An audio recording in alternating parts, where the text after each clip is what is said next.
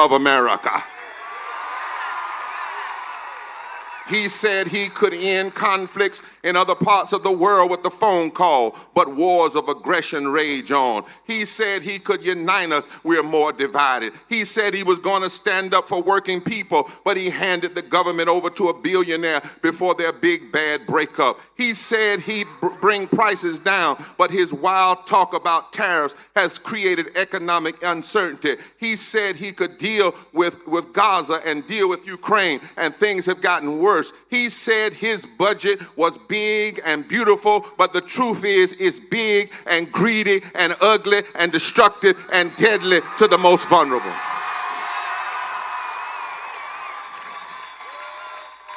Ezra joined us last week as we've been gathering for Moral Mondays in D.C. since this big ugly budget bill has been before Congress.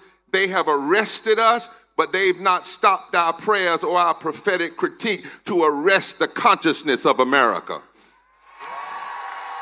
Americans are learning the details of how this big, ugly, deadly, bad bill would kill tens of thousands of people in our communities by stripping health insurance from 15 million Americans, closing hospitals, slashing nutrition assistance programs, leaving millions of hungry children, cutting thousands of jobs supported by green energy crisis. And according to a report from the public health scholars at Yale and the University of Pennsylvania, the cuts to health care alone would kill 51,000 Americans next year.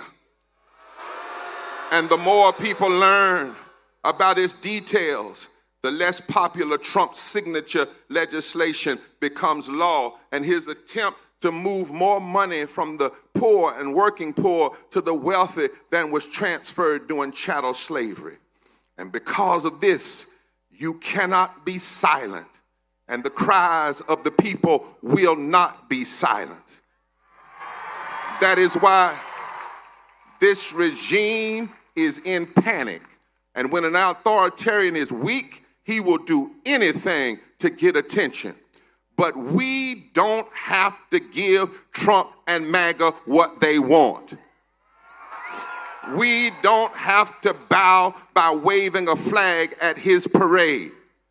Our demonstration of moral strength is in opposition to the tyranny that threatens our very existence as a country. And this kind of gathering can unite us in a moral movement to save America. And we will not stand down, not now, not ever. Because the truth is, when it comes to the need to stand up for the Constitution over a ruler who would ignore the courts, we are indivisible. When it comes to the need to repair breaches between those who have health care and those who don't, we are indivisible. When it comes to the conviction that everyone deserves to be treated with dignity and respect, we are indivisible. When it comes to our commitment that no child should go hungry in this, the richest nation in the world, we are indivisible. And when it comes to the essential role of government to serve the people rather than to serve a king, we are indivisible. Now, might I close as a preacher? In the book of Daniel in the Bible, there is an ancient story where three young men, Shadrach, Meshach, and Abednego, they were thrown into a fiery furnace for their refusal to bow. They refused to bow to a king that loved to put his name on buildings and ride around and make everybody bow to him. Well, they were thrown in, and they were not consumed, however, by the flames of the furnace. Instead, as they were thrown in, the people witnessed a fourth force come in and walk them through the fire. My fellow Americans, I stopped by this afternoon to remind you that when we tap into our moral power and refuse to bow, there is a greater power in the universe that will come and stand with us. In the final years of the anti-apartheid struggle in South Africa, they used to say, only a dying mule kicks the hardest. So we must maintain discipline, refuse to meet violence with violence, and keep our focus on an agenda that lifts us all to higher ground. We must join hands across all the lines that have been drawn to divide us and stand together as we the people. And when we do, I know a force more powerful than any of our individual actions will come and stand with us in the fire. That's what the best of American history has taught us. I stopped by to tell you and remind you today that the force of truth, the force of love, the force of justice, and the force of equality is more powerful than any would-be king. More powerful than brute force, more powerful than mean money, more powerful than big tech feudalism, more powerful than anything we know. When we stand up, and when we stand together, and when we refuse to bow, we can build a movement to save the heart and soul of America. Are you standing? When the founders refused to bow to King George, a fourth force stood with them. When the slave abolitionists right here in Philadelphia, black and white, refused to bow to the king-like rule of chattel slavery and slave masters, a fourth force stood with them. When women, black and white, refused to bow to those who didn't want them to vote, a fourth force stood with them. When segregationists and Jim Crow politicians' lips dripped with the words of interposition and nullification, people like Rosa Parks and Viola LaRussa and Fannie Lou and Martin and Rabbi Heschel, men and women of every birth, refused to bow, and a fourth force stood with them. And I tell you, the force of truth and the force of love and the force of equality and the force of justice is more powerful than any would-be king named Trump or MAGA or anything. And so it's time. It's time for us to stand together like never before, because when we all get together, we have the power to reconstruct American democracy. Did you know that if just 20% of us, if we organize 20% of the non-voters in the last election, especially poor and low-wage voters who couldn't see how casting a ballot could make a difference in their lives, if we can organize them, we can upend the whole political calculus. If we go to every state, not just the so-called swing state, but every state, and if we win back some of our confused friends, we can upend the whole political calculus. If we refuse to bow and stand up for policies that make life better for every American, if we come together just one more round in history to fight for the heart and soul of this democracy, I declare unto you that when the work is done, when we finish organizing, when we've done praying and preaching, when we finish marching, when we finish registering voters, when we finish our nonviolent action, I guarantee you truth will win, justice will win, equality will win, justice will win. And on that day, we will truly be one nation under God, indivisible, with liberty and justice for all. Stand, stand, stand, stand. Hallelujah.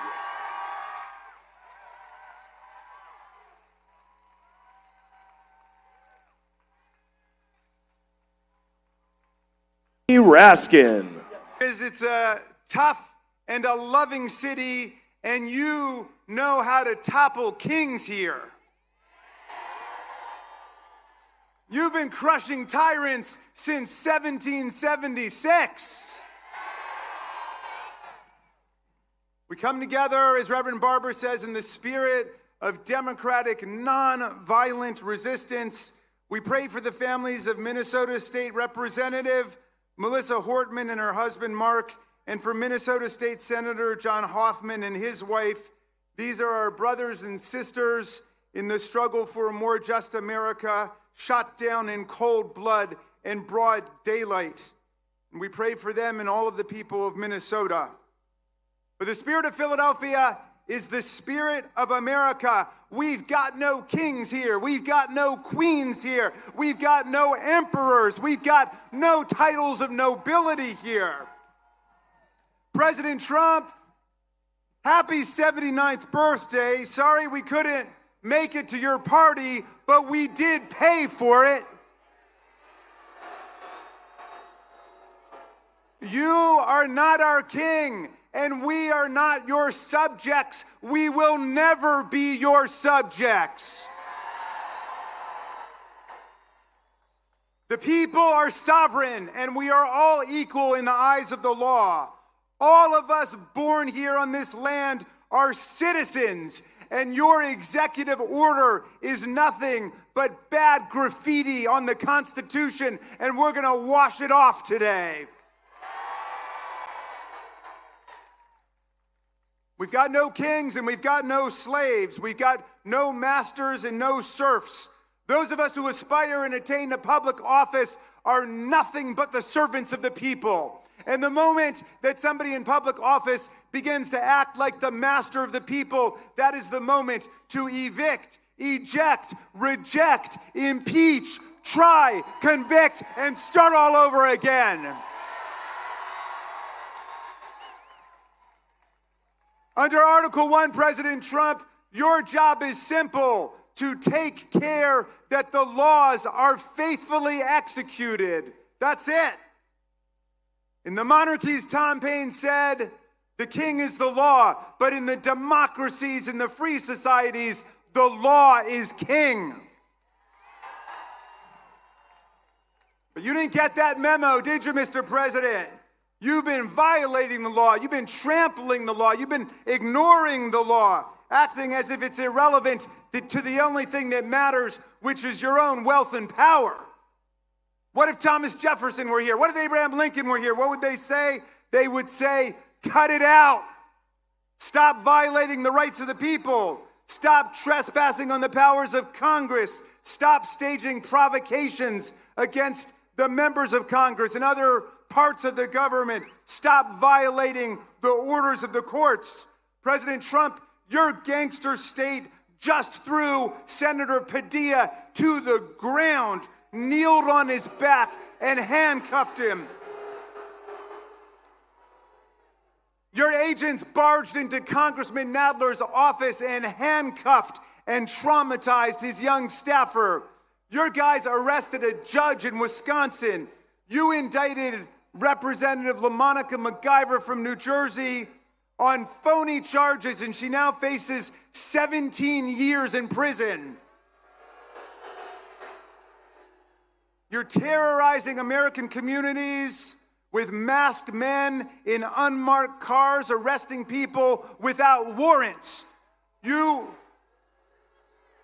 pardoned 1,600 felon rioters and insurrectionists who brutally injured 140 police officers on January 6, 2021.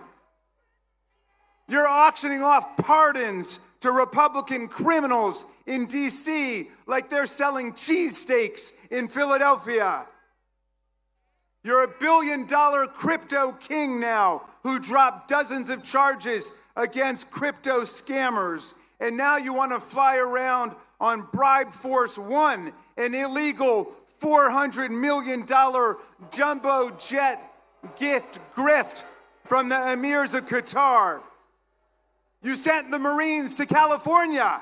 You hijacked the National Guard there. You threatened to seize the lawful power of the governor of California, the mayor of Los Angeles, and the chief of police, and you threatened to send heavy force to cities all over America this weekend to remind us of your love. But you know what? I don't see anybody trembling in Philadelphia today.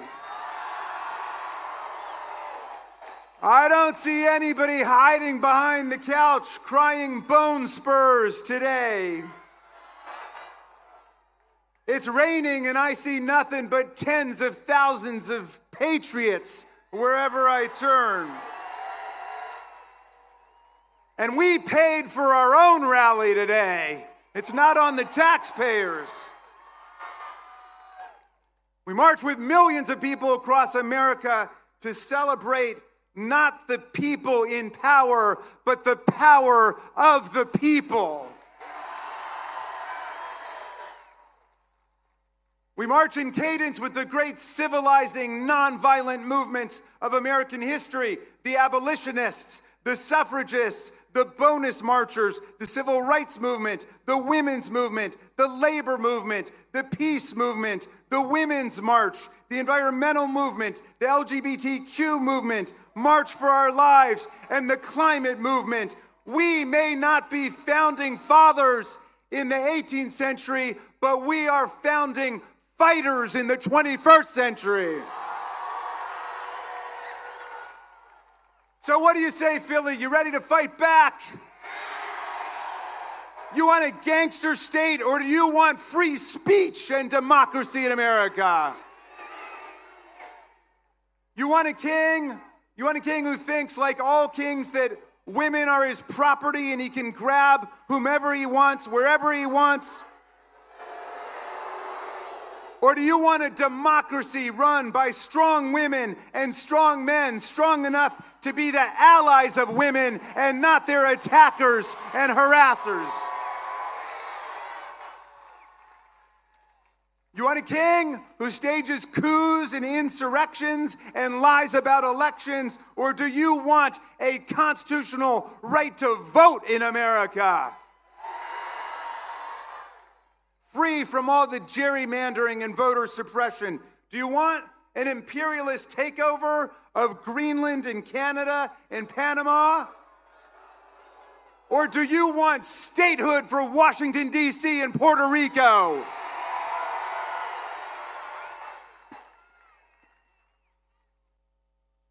Hey, you want a king who tries to erase history and disappear the truth? Or do you want Bruce Springsteen who tells them the truth all over the world? You know, Donald Trump never talks about the framers because he knows nothing about them. But the framers knew a lot about people like Donald Trump. Sometime between now and the 4th of July, Mr. President, you must read the Declaration of Independence because Thomas Jefferson could have been writing about you. He told the people of America to rise up against King George and his lust for absolute tyranny. Jefferson denounced a king who, quote, sent swarms of officers to harass our people, who kept amongst us in times of peace standing armies without the consent of our legislatures, and quartered large bodies of armed troops amongst us. A king who cut off our trade with all parts of the world and imposed tariffs and taxes on us without our consent. A king who excited domestic insurrections against us. A king who repeatedly obstructed the laws of naturalization of foreigners to our land. A king who tried to make judges dependent on his political will alone. Yes, Donald, the Declaration and the Constitution were written by people who wanted to stop criminal bosses like you from taking state power. We the people, in order for a more perfect union, establish justice, ensure domestic tranquility, provide for the common defense, promote the general welfare, and preserve to ourselves and our posterity the blessings of liberty, do hereby ordain and establish the Constitution of these United States of America. That's our preamble. That's our mission statement.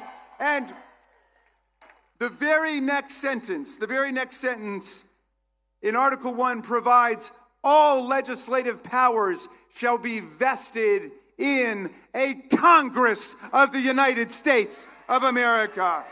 The people's branch, the lawmaking body for whom the president works as an executive. Sometimes people say we're three co-equal branches. Really, first of all, co-equal is not even a word, okay? That's like extremely unique.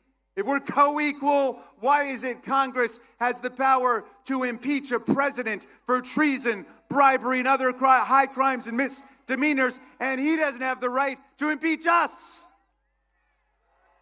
Congress has the power to pass budgets and taxes. We've got the power to create departments and spend money. We have the power to regulate commerce with foreign nations and therefore to enact tariffs, which is why his tariffs have been struck down by United States District Court. We've got the power to declare war, not the president. If anybody's going to declare war on Venezuela, it's going to be the Congress of the United States, not Stephen Miller or Tulsi Gabbard or Pete Hegseth or anyone else in their Signal chat room. No, you don't get to be a monarch or a dictator in America, and you don't get to be on the payroll of monarchs and dictators from other countries. Sorry, Donald, you don't get to keep the millions of dollars you've pocketed from Saudi Arabia, from China, from the United Arab Emirates or Qatar. You've got to return all the money your golf courses and country clubs have gotten from the Secret Service, the Department of Defense and Commerce, and so on. Our government is not your personal ATM machine.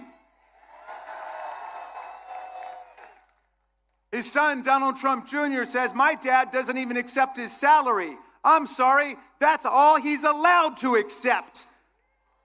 The framers were clear. You get paid by the people of the United States to whom you owe a duty, not Putin and the kleptocrats of Russia, not bin Salman and the theocrats of Saudi Arabia, not Orban or the autocrats of Egypt and Turkey. The framers wanted an undivided duty to the American people. You can't sell out our Constitution to build your luxury hotels in Gaza or a golf course in Greenland.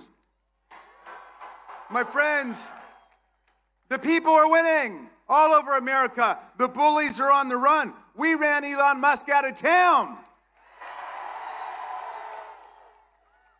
And Musk now says that Trump should be impeached, and Trump says that Musk should be investigated for his tens of billions of dollars in federal contracts, and for once, they're both right. My friends, fascism will not be the end of American democracy. American democracy will be the end of fascism. We will stand up for democracy and human rights and freedom all over the world.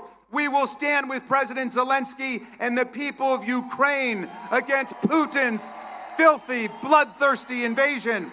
We will stand with the people of Greenland, the people of Europe and Africa, the people of Canada and Mexico for our common right to trade with each other, to respect each other, to travel and migrate and seek asylum without fear and without terror.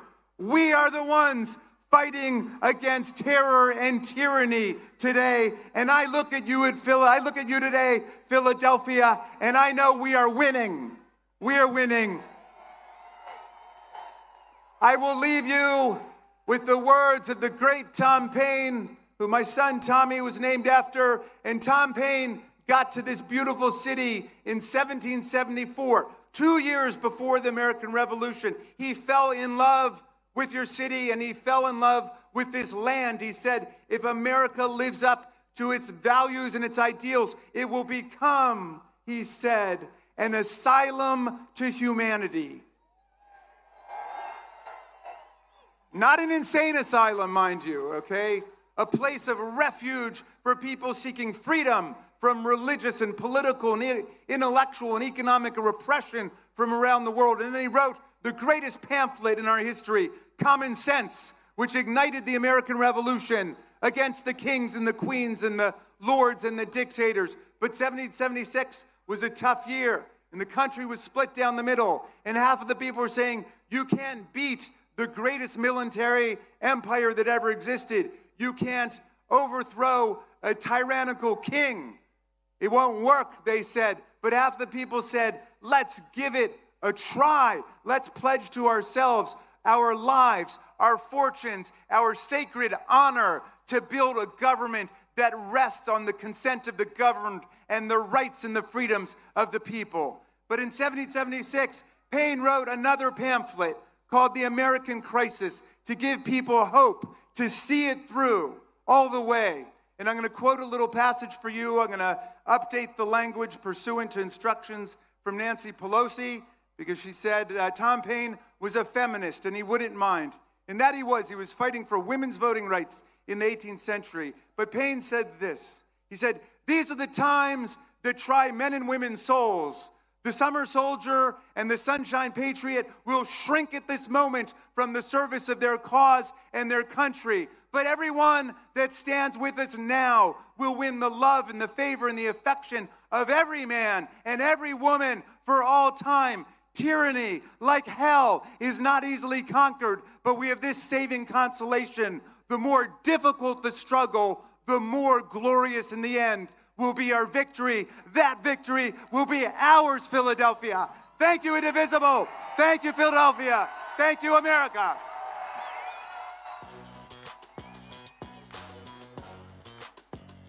Please welcome to the stage Martin Luther King III and Andrea King Waters.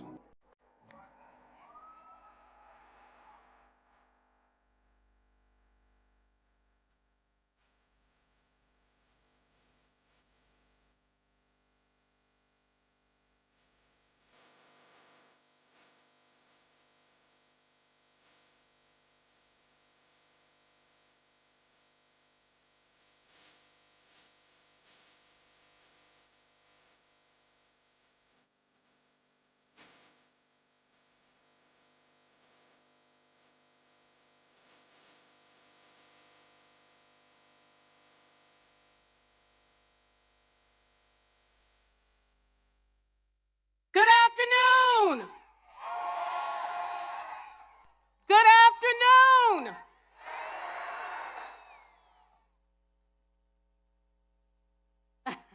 Two years ago, on the 60th anniversary of the March on Washington, thousands gathered on the Mall, not in commemoration, but in rededication. It was a magnificent sight. All ages, young and old, in every color imaginable. Families, sororities, fraternities, activists, and everyday people. Not one instance of violence in the sweltering heat. People unrolling prayer blankets towards Mecca, others walking to tents to observe Shabbat. It was a beautiful day.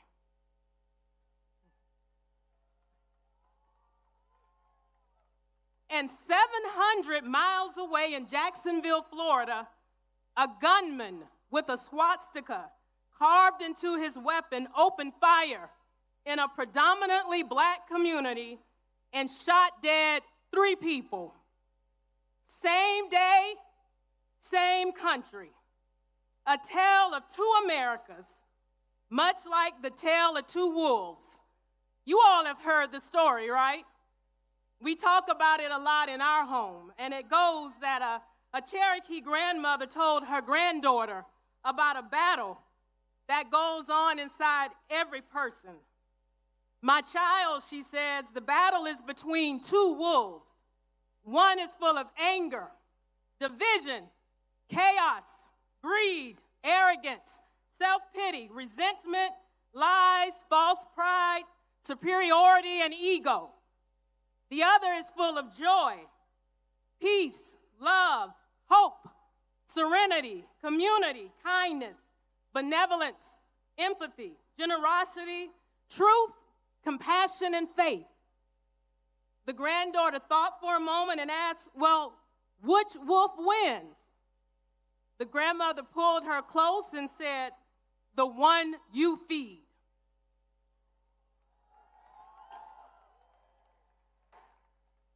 I stand before you today, not in anger, but in love. Not the sentimental kind, but a bold, unwavering, truth-telling love. A mother's love, a people's love, a love that says, "I will fight for you, even when I don't know your name."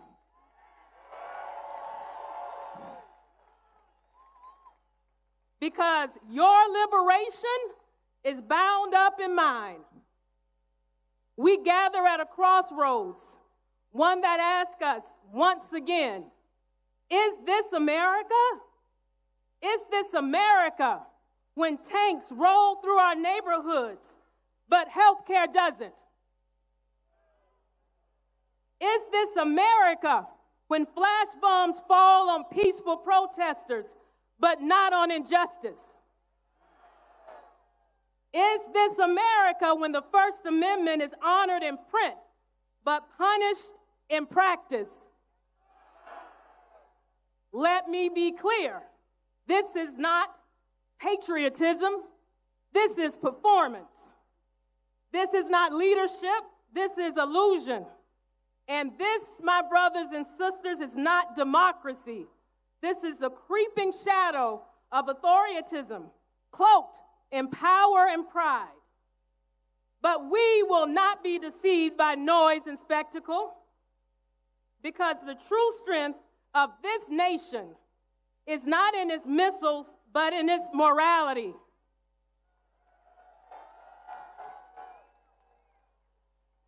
Not in its parades, but in its people. Not in fear, but in freedom. It's been a long few months, and I hear so many of us talking about anxiety and depression and despair. But when I despair, I remember the words of Gandhi. There may be tyrants and murderers, but in the end, they always fall.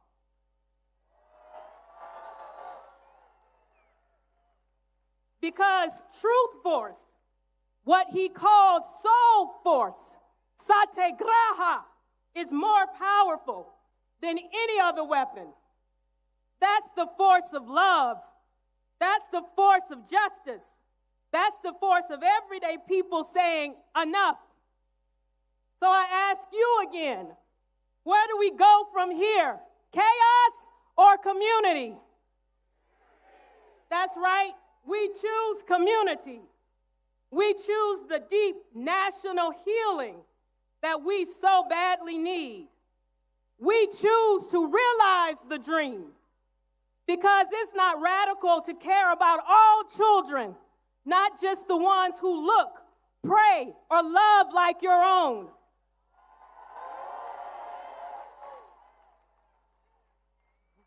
It's not radical to believe in the words carved on the base of the Statue of Liberty. Give me your tired, your poor, your huddled masses yearning to breathe free.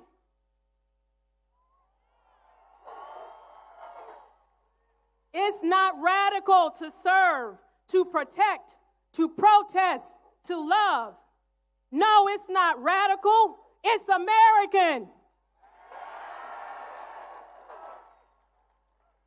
And that's why we're going into communities across this country, not with closed fists or with tanks, but with open hearts and open arms. We are showing up with truth in our hands and love in our voices, because we love this country. And we know that loving America means holding it accountable to its highest promises.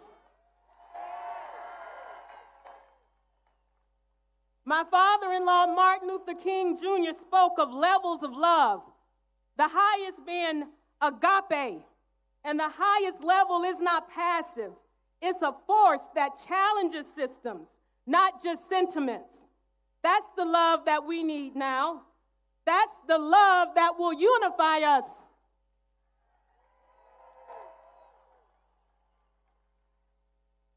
So let us raise our voices, not in hate, but in hope. Let us march, not to divide, but to build. Let us love, not to escape the struggle, but to endure it together.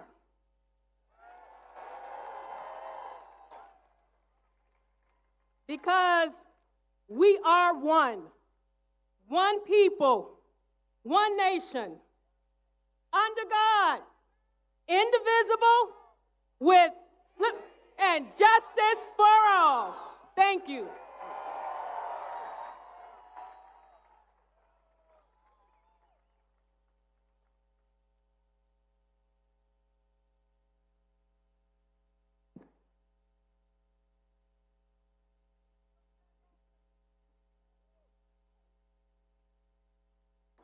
Good afternoon.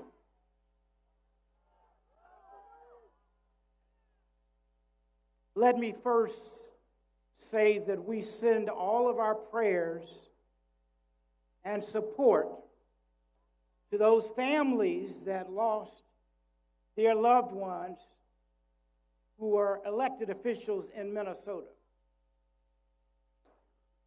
We also today must start, because I come from the nonviolent tradition, as many of us do. And I can't imagine what my father nor mother are thinking as we go through this period of history. Beyond the fact that we must stay engaged and stay on the battlefield until truth, justice, freedom, and equality exist for all humankind.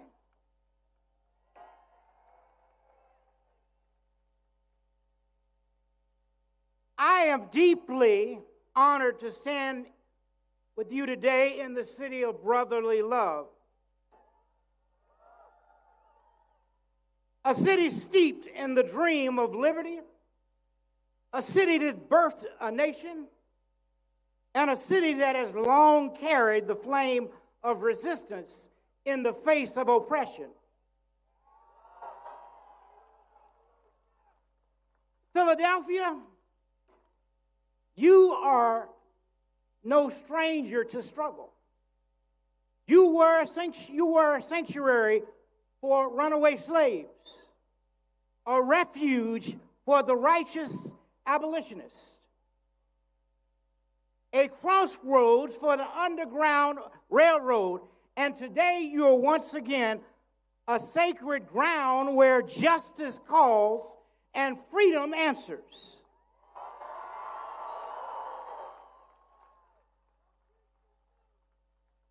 So it is only fitting that we gather here today, not in fear, but in faith, not in despair, but in defiance.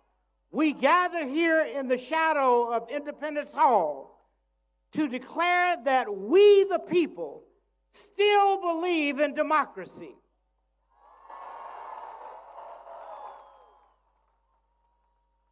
We still believe in justice. And we still believe in a nation without kings, without tyrants, without rulers who place themselves above the law. We are here to say this land belongs to the people, not to the monarchs, not to the autocrats, not to strong men, but to the people. Just as the generation of 17 and 76 cast off the crown and proclaimed a republic, we, the generation of 2025, pledge to keep faith with that sacred inheritance and let it be known to every corner of this land. We will not let democracy die on our watch.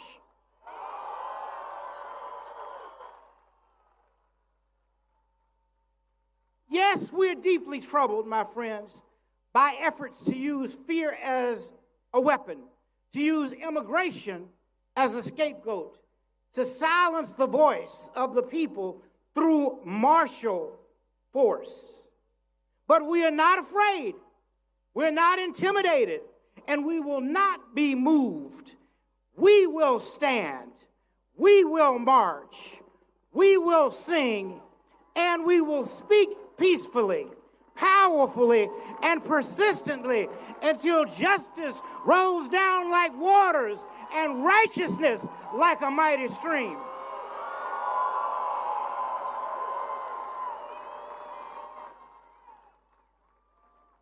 Let us be clear. Let us be perfectly clear that to deport anyone without due process is not only illegal, it is immoral.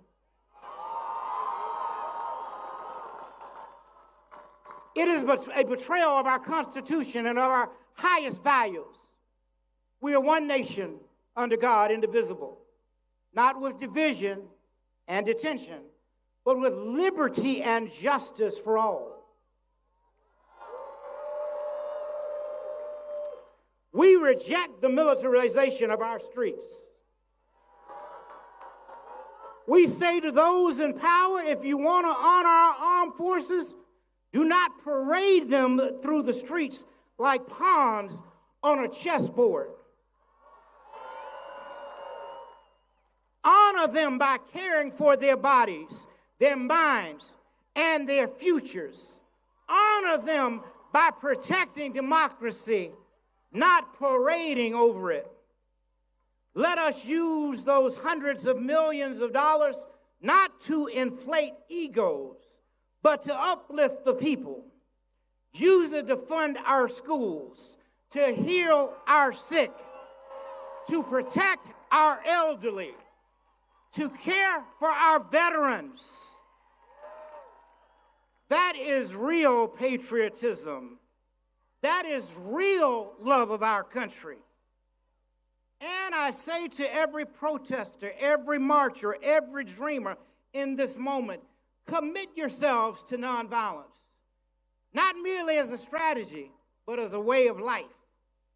My father taught us that nonviolence is the sword that heals. It is the weapon of the strong. It turns enemies into friends and injustice into redemption. Every gain of the modern civil rights movement that was made was won through disciplined, determined nonviolence. Nonviolent love, I should say. Remember, the forces of repression are watching for us to slip up. They're waiting to point at a broken window and ignore a broken system. They're waiting for an excuse to crush what they cannot control. We must not give it to them. Even one act of violence can undo the moral power of 1,000 voices. So let our protest be loud, but let it also be loving.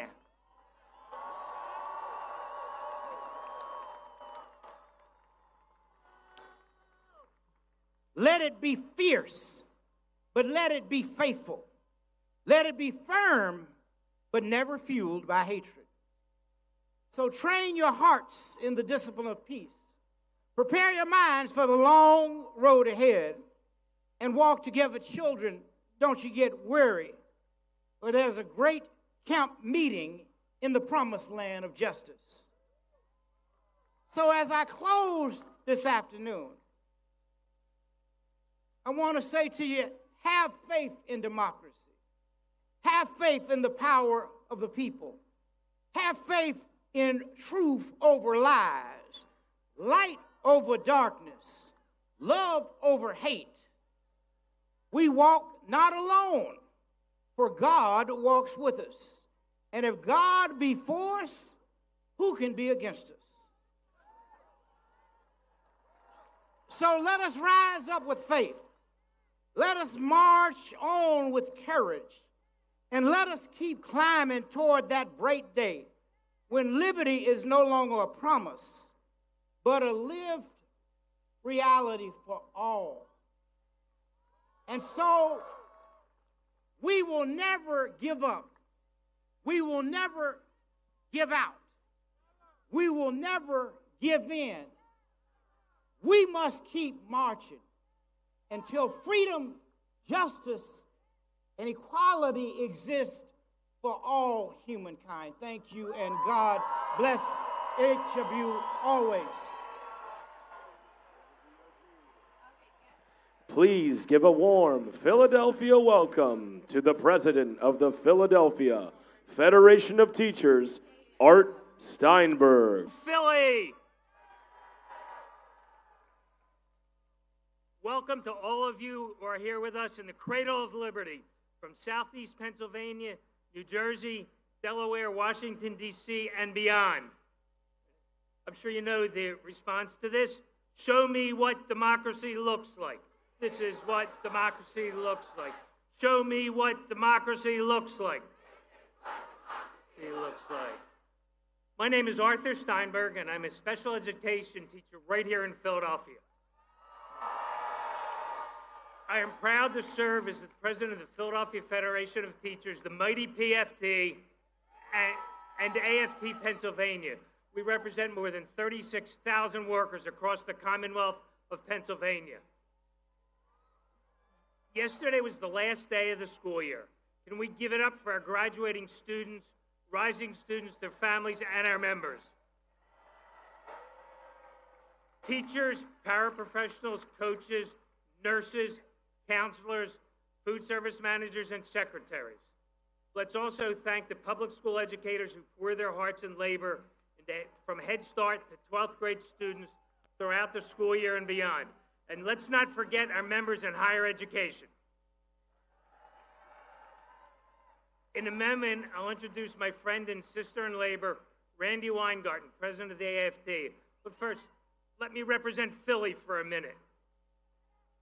Philly is a vibrant, growing, and welcoming city. We are a championship city.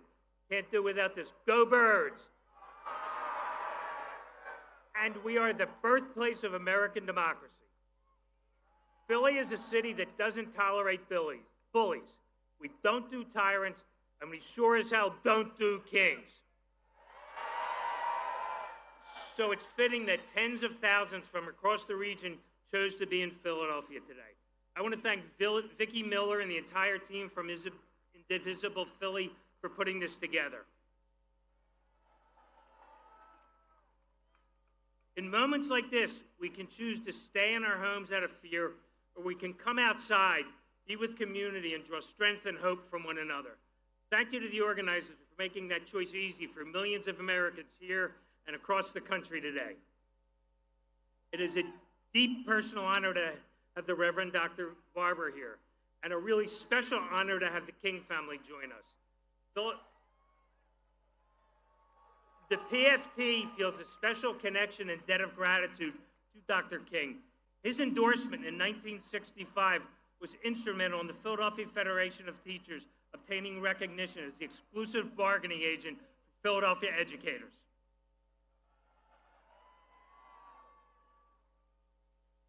Today in our nation's capital, a gross misuse of public resources is occurring, all in service to Donald's ego and insecurity.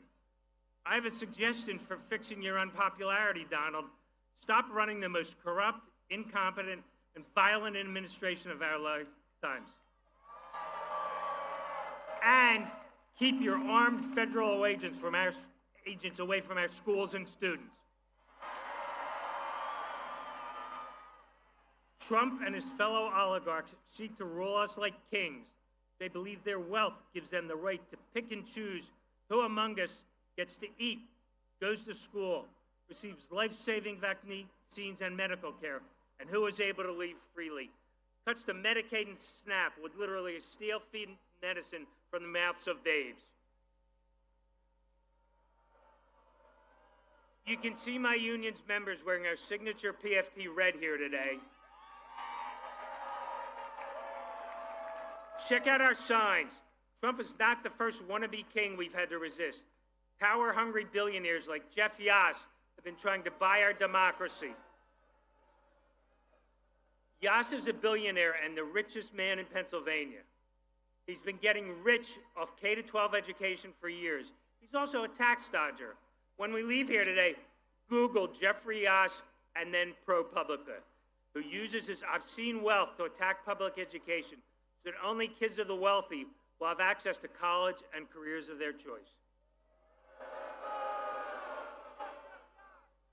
we want to take back our democracy, we need to take back power, not just from Trump, but from all the mini-Trumps correcting government for their own enrichment. I'm going to end on a high note and one of optimism. You can organize your way to better government at the local level, and those wins build towards bigger wins. In towns not far from here, we've seen neighbors who value public schools take on religious ideologues on school boards who are banning books and win. Taking back power is up to each and every one of us. In the words of our two-time Super Bowl champion Philadelphia Eagles, we all we got, we all we need. Let's become the agents of hope and aspiration, win a fairer, freer America, and give our communities the resources they need to thrive. It is now my great pleasure and honor to call up Randy Weingarten, president of the 1.8 million member strong AFT. Thank you.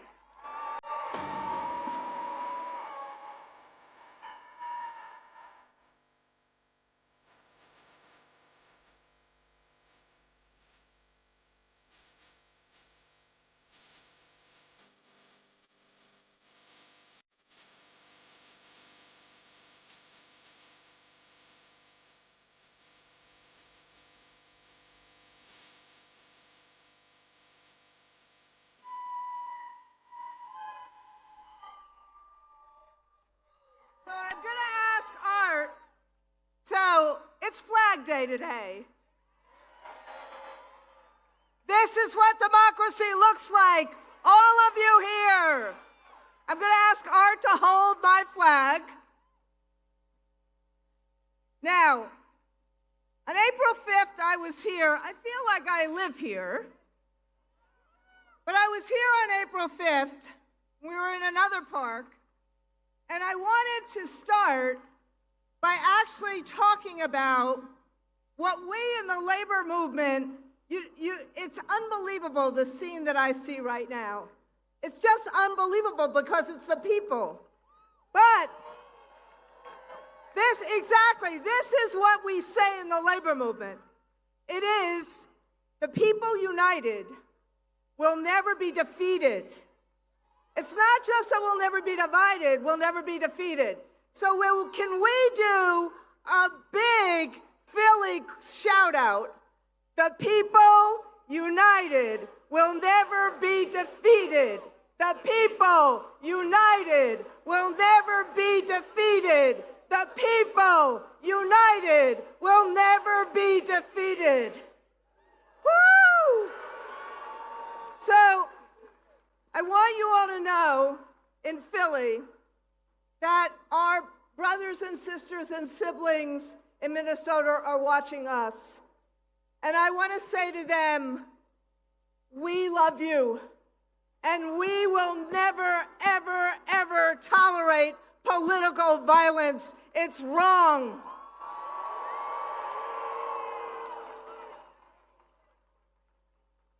As Martin Luther King's son said, we need to practice, not just as a strategy, but as a way of life, peaceful nonviolence. Now, Philly, you know this. You don't need a social studies teacher to tell you this. You are the birthplace of our nation. You are the birthplace of our democracy. You are the birthplace of our Constitution, and you're the birthplace of Rocky.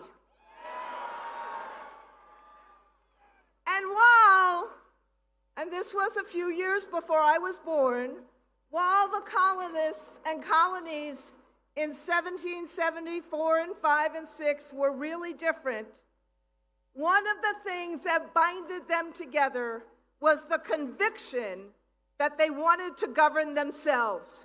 No nobles, no monarchs, and no kings.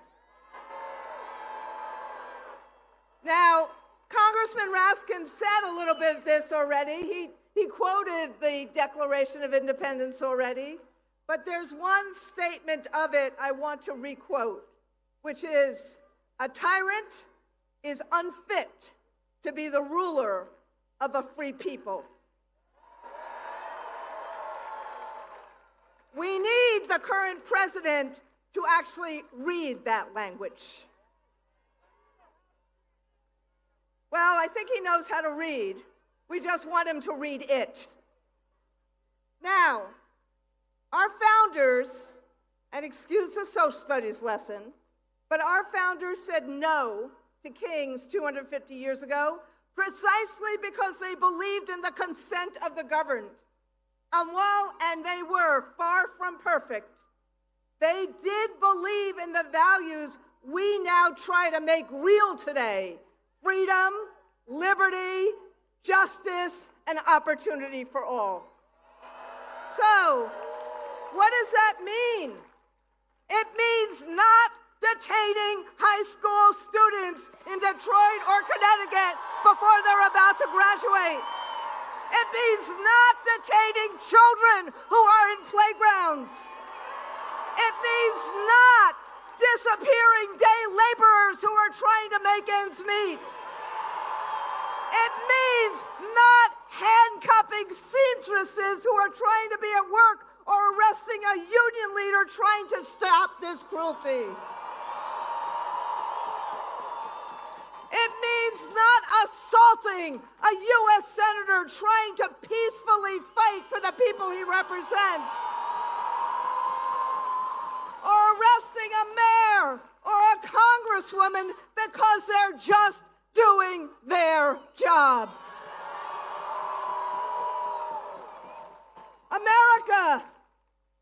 Americans don't need this abuse of power.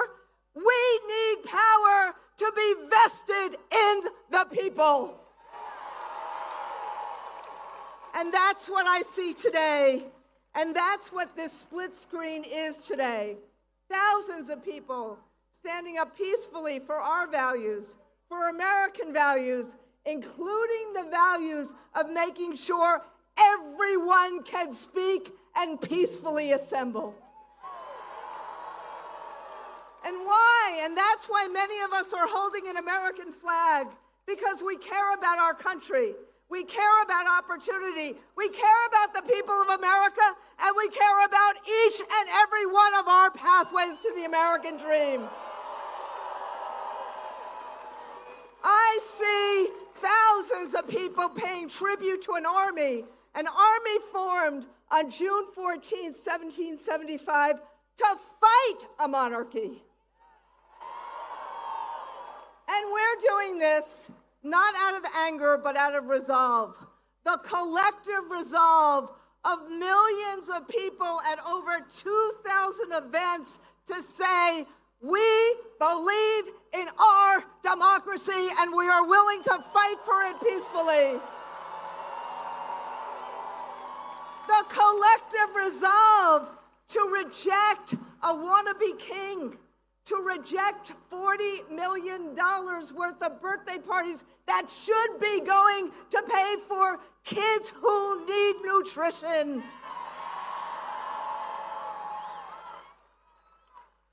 We reject the diminishment of our rights to assemble and associate and speak. Philly, this is what democracy looks like. Organized, hopeful, and bold. Literally the rule of the majority. And let me talk for 1 minute or two about my union. The AFT, yes. We stand at the intersection of democracy and opportunity, public education and the labor movement. These are the ways that Americans can get to a better life, a shot at a better life. And paving those opportunities makes us a target. Their attacks on public education are relentless. And why? Because they fear knowledge. Why do they fear school teachers? They fear us because we teach critical thinking. We teach honest history. We teach pluralism. Because their brand of greed and power and privilege cannot survive in a democracy of diverse, educated citizens. So that's why They go after education opportunity. They fight us on economic opportunity. They're going after equal opportunity. They're going after unions because this current president sees us as a threat to his vision of America.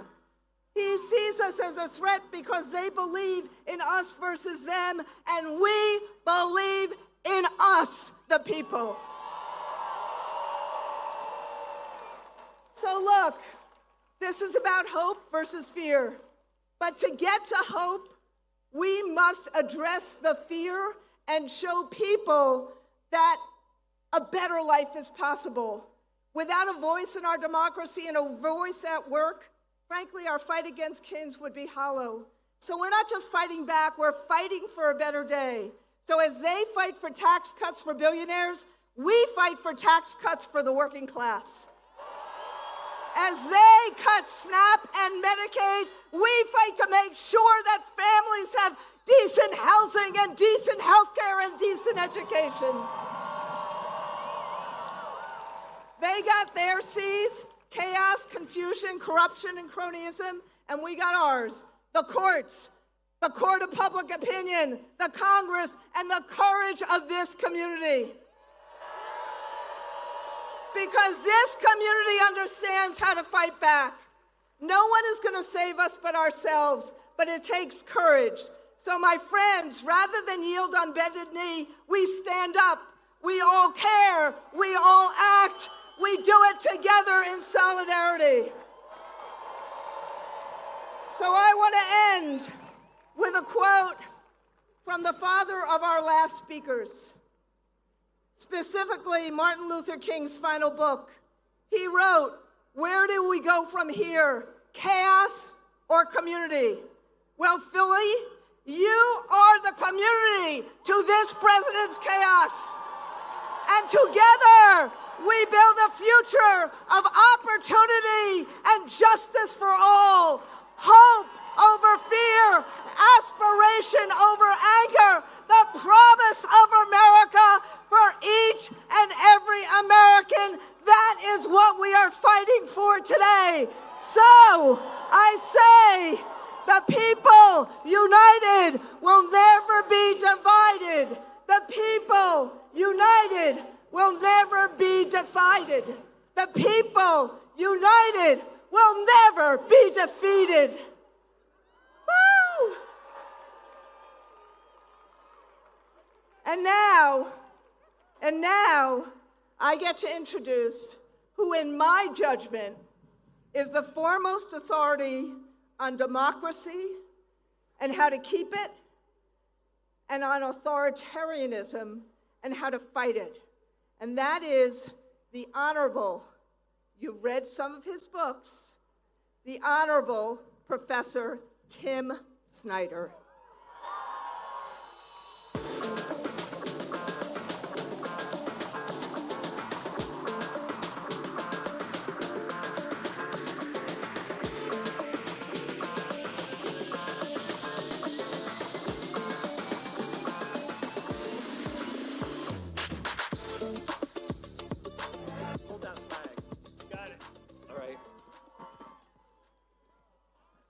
So first of all, I want to, hey, Philadelphia. I have never seen a more beautiful sight than this today. Thank you for being here. Can we hear it again for the leader of the president of my union, Randy Weingarten? Woo! And for her amazing, amazing words. Yeah. So I need some help. I need some help. I have one thing to say to you, and it is, no kings, freedom. No kings, freedom. But as if Randy says, and she's right, that I know something about authoritarianism, the thing that I know is that it can only be fought together. So I'm going to say no kings, and I want to hear if there's anybody out there who can say freedom. No kings. Freedom. No kings. Freedom. No kings. Freedom. That's right. We don't want kings, we don't want fascists, we don't want oligarchs for very simple reasons. Those people cannot represent us. They are surrounded by the hirelings, by the minions, by the bootlicking billionaires. And what they will do and what they are doing is taking away the future, taking away our health, destroying the environment around us, taking away our rights. That is what they are bringing to us. No kings. No kings. No kings. As freedom means hands off. Freedom means no deportations in the streets. Freedom means no violence against peaceful American citizens and everybody in this country. But freedom also means a nature with which we're in harmony. Freedom also means a government that works. Freedom also means equality, health care. Freedom also means the American dream. No kings. No kings. No kings. When I was a little kid, my parents brought me to this city to see the Liberty Bell. And that was very meaningful for me because we had a bell on the farm, and I thought about that bell as the Liberty Bell, and I rang it as a little kid. We came, we saw the Liberty Bell, and that was wonderful. But as I grew up, I learned some things. I learned that the Liberty Bell wasn't called the Liberty Bell in 1776. You know this, right? You're from Philadelphia. It was called the State House Bell. It was the abolitionists who called it the Liberty Bell. It was the people who met the challenge of slavery who called it the Liberty Bell. And then it was the women's suffrage movement who called it the Liberty Bell. And it's because of them that we now all call it the Liberty Bell. And what do we learn from that?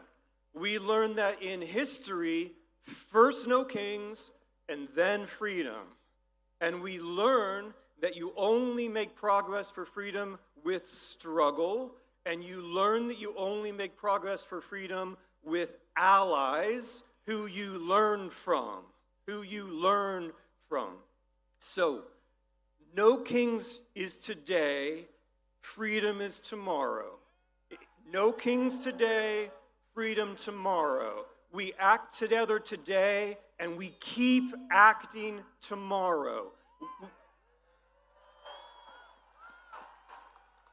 We make a new friend here today, and we do something with them tomorrow. We meet somebody we admire today, and we do something with them tomorrow. We meet somebody who's a little more courageous than us today, and we do something with them tomorrow. Today, no kings, tomorrow, freedom. There is a better America out there. There is a better America underneath.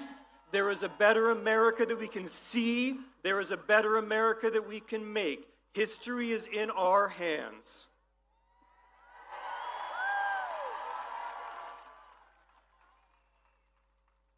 No kings. No kings. No kings. Thank you. Please welcome to the stage the co-president of Community Change, Lorella Praley.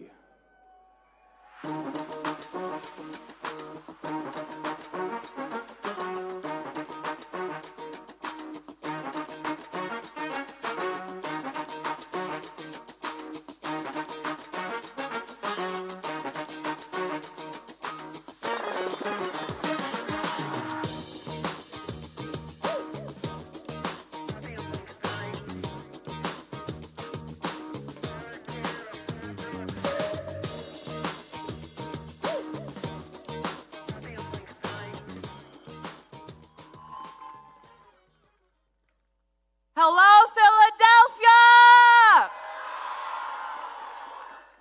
My name is Lorella Praley, and I'm here today as the co-president of Community Change, where we organize every day for a multiracial democracy and an economy rooted in dignity and justice.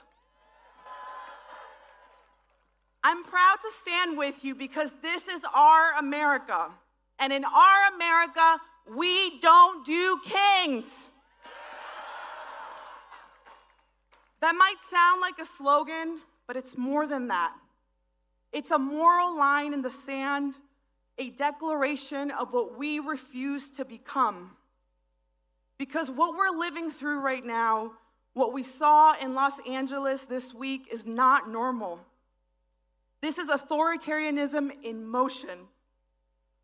Unmarked vans, masked agents, people disappeared without notice, no names, no charges, mothers torn from their children, no lawyer, no phone call, and suddenly they are gone.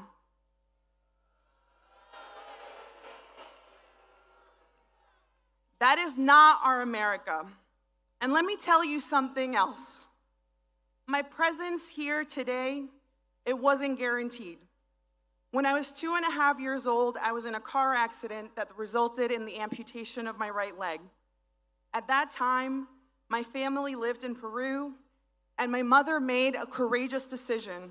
She dreamed that her daughter would live a full life, and she believed the place where I could do that was right here in the United States of America.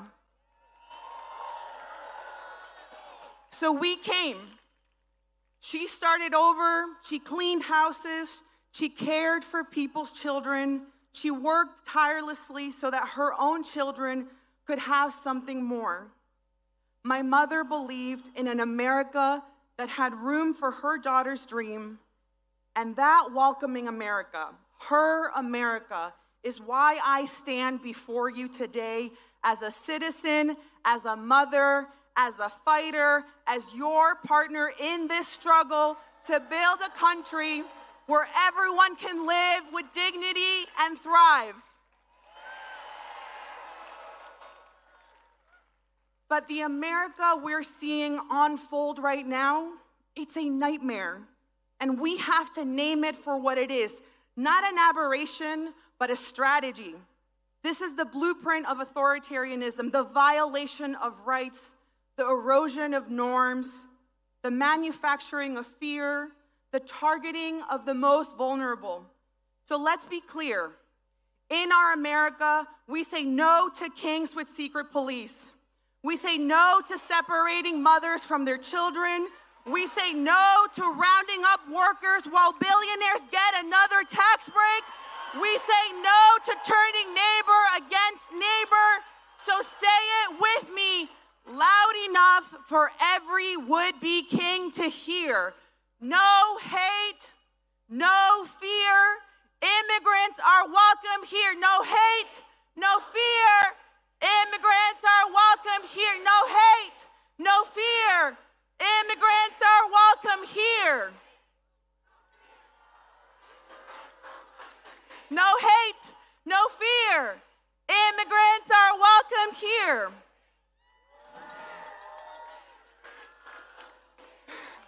Thank you. So I also want to talk about another truth in this moment, which is that there are a lot of people hurting. Rents have skyrocketed. Childcare costs more than your mortgage. Health insurance doesn't cover your health. You go to the grocery store and you ask yourself, how am I supposed to feed my family this week? That pain is real, and Trump is exploiting it to consolidate power. When people are hurting, it's easy to look for someone to blame, and that's what he's counting on. Because he doesn't want you to look at him or the billionaires he's shielding. He wants you to blame your neighbor, to fear the immigrant, to believe that someone else's survival is a threat to your own. But here is the truth. Trump is cheating working people. He is using immigrants as scapegoats to distract us while he steals from all of us. We have seen wannabe kings before. They rise by stoking fear, by criminalizing the vulnerable, by looting from the many to enrich the few. We believe in something different. We believe every person has worth, that families belong together, that workers deserve dignity no matter where they were born, that democracy isn't guaranteed, it is something we build together. And above all, we believe our solidarity is stronger than their fear. So what do? We rise, we organize, we show up, we link arms across race, across faith, across difference. We hold the line and then we move the line. Because we are not just resisting, we are reshaping and rebuilding this country from the ground up. Ahora yo quiero hablar con mi gente latina.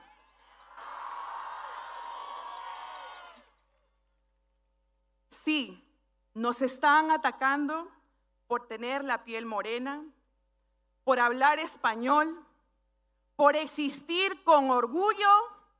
Nos quieren borrar, pero no podrán.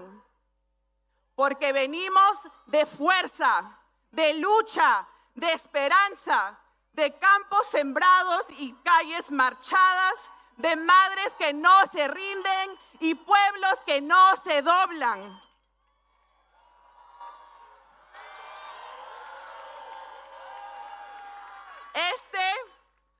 Mi familia latina, este es el momento de unirnos, de alzar nuestras voces, porque aquí estamos, aquí seguimos y no nos vamos ni un paso atrás, porque esta también es nuestra América.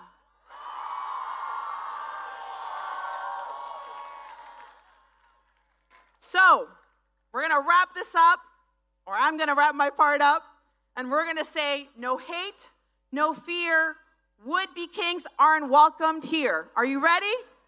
All right, let's do this thing. Make it loud. No hate, no fear. Would-be kings aren't welcomed here. No hate, no fear. Would-be kings aren't welcomed here. No hate, no fear. Would-be kings aren't welcomed here. No hate, no fear. Would-be kings aren't welcome here, no hate, no fear. Would-be kings aren't welcome here, no hate, no fear. Would-be kings aren't welcome here. Thank you. Thank you, Philadelphia. Please give a warm Philadelphia welcome to Army veteran with Common Defense, Naveed Shah.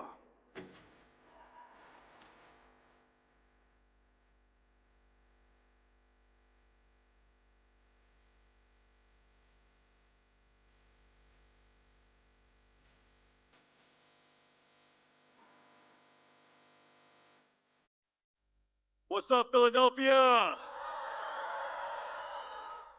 Good afternoon, everybody. My name is Naveed Shah, and I'm the political director of Common Defense and an Army veteran. I'm honored to address you today on behalf of veterans everywhere. Woo. You know, as a veteran, I swore an oath to the Constitution, not to a person, not to a political party, and especially not to a king.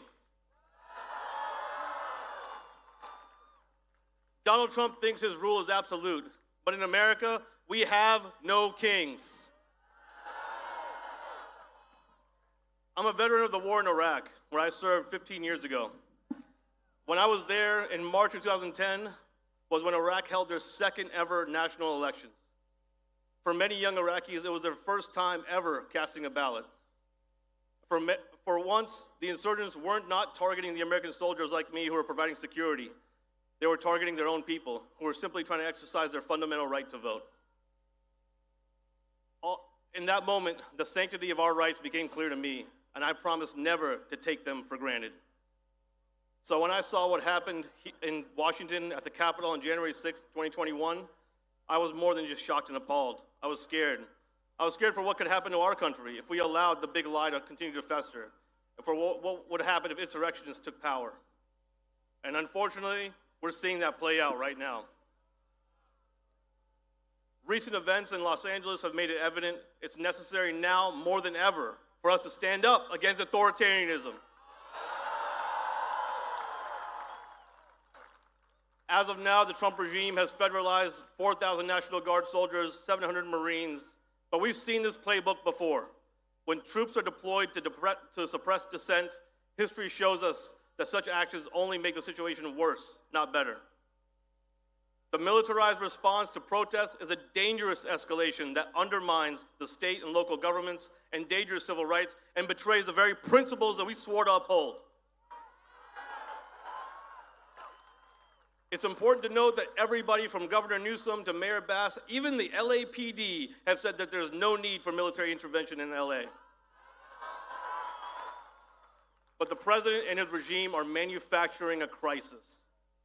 We've heard that in places like Texas and Virginia, governors have activated their National Guard, so there's a potential for more troops to be deployed this summer. And that's why now, more than ever, in the face of such oppression, we must commit to deliberate, strategic nonviolence. Seeing all of you out here today in the Philadelphia, my second favorite city after DC, it's a powerful moment to protect democracy in our communities. While Trump and his cronies are watching the show in DC, Americans are stuck choosing between health care and child care and feeding their families. And yet again, veterans' benefits that my brothers and sisters earned are on the chopping block.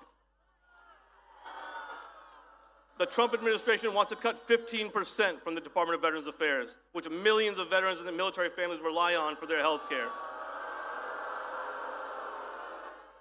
But that's right out of the MAGA playbook, isn't it? Pretend you're honoring the troops with a parade while gutting the services that they need. What's the point of a military parade if you're going to disrespect the troops and their families?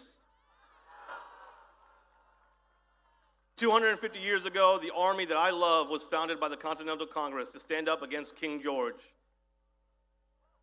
Almost nothing makes me prouder than to say, "Go Army." But today, Trump's birthday parade isn't about patriotism. It's about his power. And here's the truth. In a recent poll that we did, 70% of veterans, including Republicans and independents, are opposed to Trump's birthday parade. Because we know you don't honor the troops by making them props. And that's why Common Defense and our veterans are gathered here today and across the country to reaffirm our commitment to the Constitution of the United States. Not a politician, not a political party, and no kings. Despite our nation's history of oppression and racism, but the ideals that we took an oath to rise above all of that. When I took my oath to join the Army, I did so because I believed that America stood for something better, and I still do. And that's why it's so important for me to protect this country and its Constitution from all enemies, foreign and domestic. If we are to be the shining city on the hill, then we must set the example. Before we send our troops to promote democracy abroad, we must protect democracy here at home. Liberty and justice must truly be accessible for all. The men and women of our military uphold the oath every single day. And as veterans, we're here to commit to continue upholding our oath. And we call on all members of Congress, left, right, and center, to do the right thing, because the future of democracy depends on them. And it depends on all of you out here going beyond just today. Continue to show up, because this is not just the end, this is just the beginning.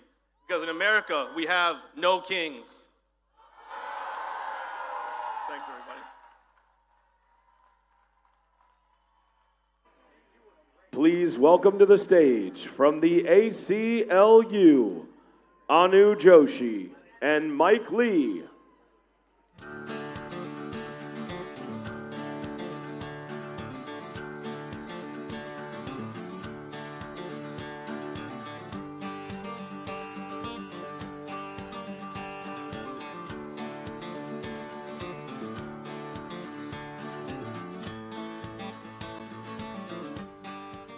How's everyone feeling?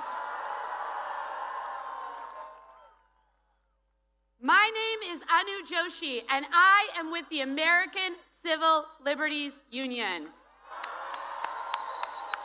And I'm here to say to you that no matter what, the ACLU is in this fight alongside you to save our democracy. Over the last 4.5 months, we've watched in horror as masked men snatch Mahmoud Khalil and other students from their families for exercising their First Amendment protected speech in support of Palestinian human rights. We've watched as they have spent billions of dollars to detain people thousands of miles from their families in private, for-profit detention facilities. We've watched as they've trampled all over people's due process rights and zip-tied children and ripped families apart. And just this week, we watched as the president federalized National Guard troops against the wishes of the state's governor and sent active duty military to an American city and my hometown, Los Angeles, California. And 2 days ago, we watched as this administration handcuffed a sitting United States senator for having the audacity to ask a question. And this is only a part of a larger intimidation campaign as they arrest, charge, and detain not only elected officials, but journalists, universities, judges, union leaders, students, nonprofits, law firms, immigrants, and everyday Americans. But you know what? This isn't the president's country, it's ours. And like all of you, in those moments, we didn't just sit on the sidelines watching as he tried to use the immense power of the federal government to try and silence us through fear. We got to work. We have filed more than 100 lawsuits since the inauguration to challenge their extreme, cruel, and illegal actions. And we are winning, and we are not slowing down. We worked with governors and attorneys general and mayors all across the country to pass policies that serve as a firewall against the president's overreach. We packed town halls. We took to the streets to physically protect our immigrant family members. We uplifted the stories of trans joy in our nation's capital. And we trained hundreds of thousands of people to know their rights and to use them. The actions of this White House are un-American, an abuse of power, and just damn wrong. But just looking at the thousands of people here and the millions of people joining events like this all across the country, it is very clear to me that we cannot be silenced and we are not afraid. Never let anyone tell you that protesting is not patriotic. In fact, it is the most patriotic action you can take in these trying times. It is our constitutional right to do so. When we know our rights, when we exercise them, when we protest, when we dissent, when we speak freely, when we act to protect our families, our friends, and neighbors, when we show up, we make progress for everyone. Thank you all so much for being here and for supporting the ACLU. And we know we couldn't do any of this work without the leadership of our incredible ACLU affiliates. And so I'm so excited to be standing here with a champion of Pennsylvanians, a lifelong Philadelphian, and the executive director of the ACLU of Pennsylvania, Mike Lee. What up, Philly? I said, what up, Philly? When I say free, you say speech. Free. Speech. Free. Speech. Free. Speech. Free. Speech. That's what's up. That's what's up. That's Philly right there. Hi, my name is Mike Lee. I'm the executive director of ACLU of Pennsylvania. Proud Philadelphian, born and raised. Happy Pride Month.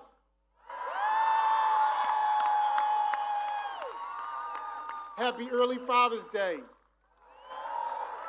Happy democracy. Cities and countries, cities across this country standing up, pushing back against President Trump and his enablers while they try to pull out all the stops unconstitutionally, trying to scare us, put us on our heels, knock the democratic breath out of us.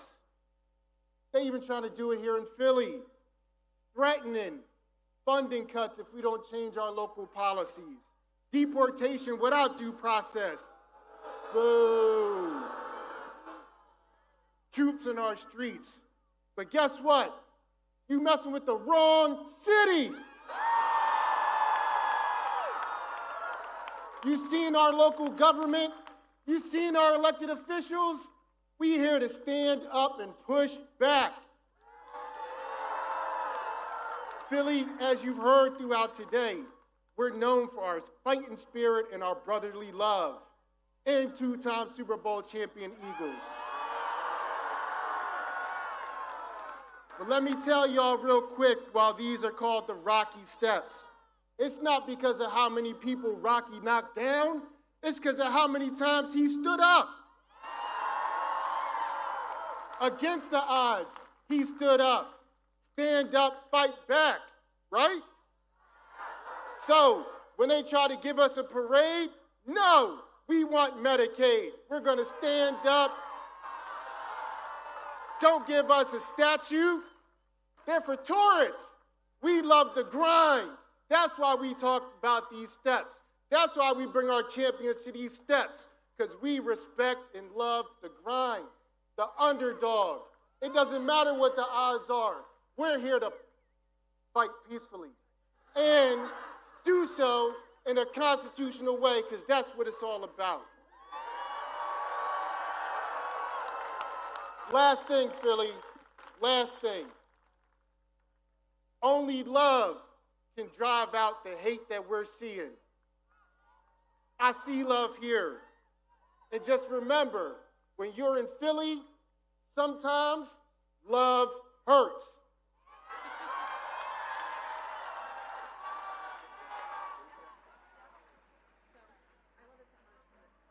Please give a warm Philadelphia welcome to State Representative from Georgia, Rua Roman.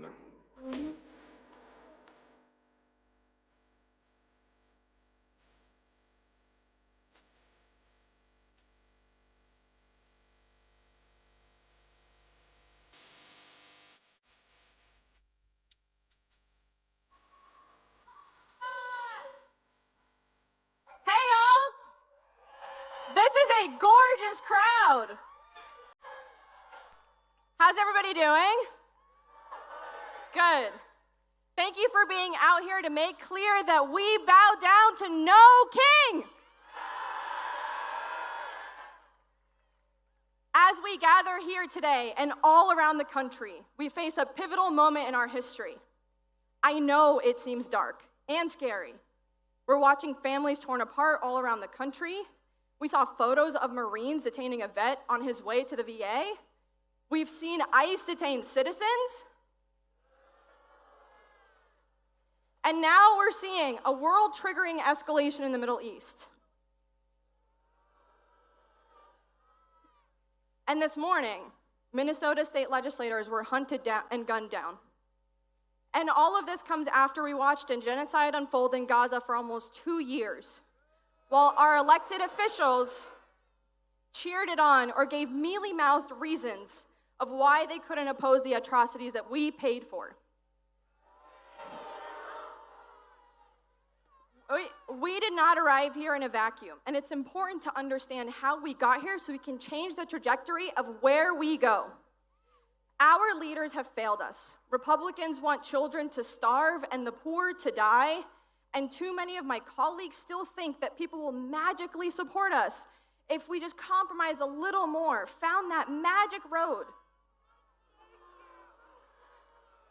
But compromise on basic rights of people and lack of principles will never win. And all it did was help pave the path towards fascism in our country.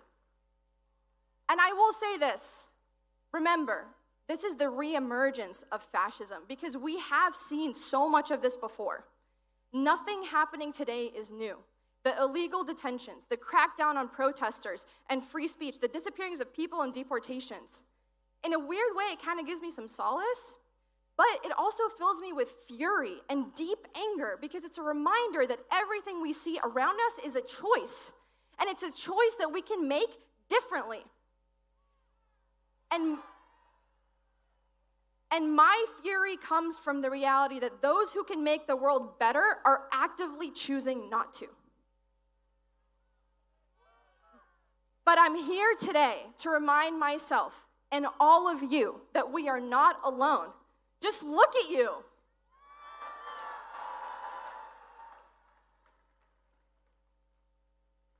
When my community had pushed me to run for office, and for those who don't know, I kind of got bullied into this, I knew I wouldn't be doing it alone. And it was because of them that I had the courage to do this. But now that I'm in it, I see all the time and all the ways that we can make a massive difference. And look, I get it.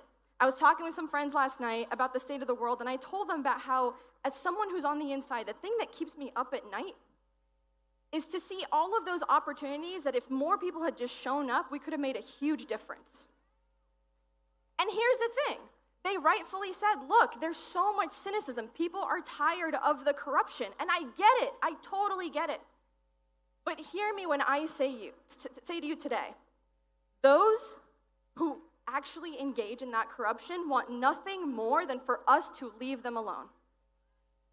They want us to turn away. They want our cynicism to convince us into inaction. But I'm not going anywhere, and neither should any of you.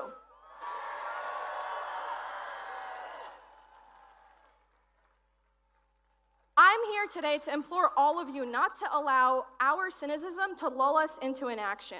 Do not allow this moment of feeling overwhelmed to paralyze you. And again, I know so many people are scared today.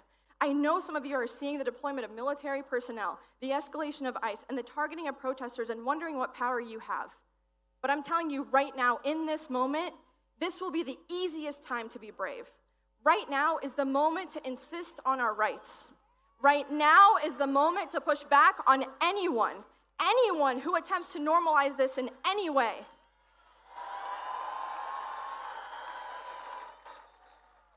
Now is the time to loudly remind those around us, as close as they are and as far as they are, that none of this is normal. And why do you ask? Because our opposition works. The administration, after ripping families apart, is already shifting who they are targeting. And it's because of all of you showing up in the streets. And I remind you that even those that have been detained for standing up for Palestinian rights, like Rumaisa and Mohsen, have already been released.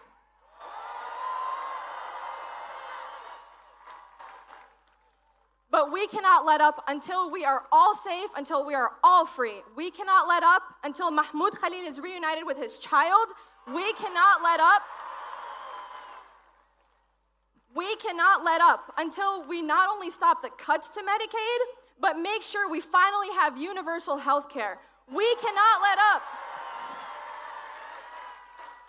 We cannot let up until we not only stop the genocides in the Congo and Gaza and Sudan and all around the world, but also end the endless wars. And we cannot let up until we stop this never-ending march to an increasingly extractionary economy that squeezes all of us for everything that we barely have to benefit some unnamed shareholder who'll never know our stories, will never know our names. So today, I am asking you to think about 3 things and your role in them. 3 places. First, your community. Get to know your neighbors, because if you don't already, it is one of the most beautiful experiences in my life. It is so lovely to know them. And make sure that you build a support system with those literally and physically closest to you. And support your local food banks. Support literally anyone who might need it in your neighborhood. And talk to each other. These algorithms continue to silo us and isolate us from each other, and that is extremely dangerous. Now is the time that we need each other more than ever before. Second, and I gotta say it, y'all, your local politics. My city council member won by 4 votes in a runoff. Getting involved politically, from school boards to state legislators to county parties, is world-changing. It's where you have the most power, and I'm not just talking elections here, I'm talking about committee hearings, I'm talking about school board hearings, I'm talking about every possible hearing you go and make your voice heard. Because I promise you this, every national policy you have hated has started locally somewhere. And third, take care of yourselves. This is a long, long road. I need us to learn to do this work at a pace that works for multiple years. Figure out what that pace looks like for you. Figure out what you have to offer. If you cook, if you bake, if you're artistic, there is so much of you that you can offer to those around you. Now is the time to lean into that. And I'm going to end with this. To my colleagues all around the country who are reeling from the news in Minnesota, I say again, now is the easiest time to be brave. Too many people want to silence people like us. But now is the time to stand up to them and say, you will not make us cower in fear.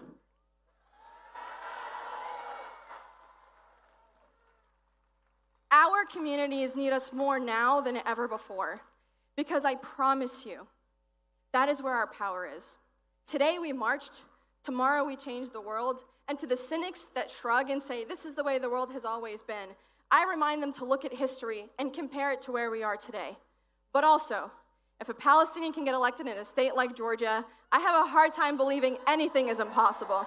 Thank you, Philly. You're a gorgeous crowd. Please welcome to the stage, from the Human Rights Campaign, Wendy Strout.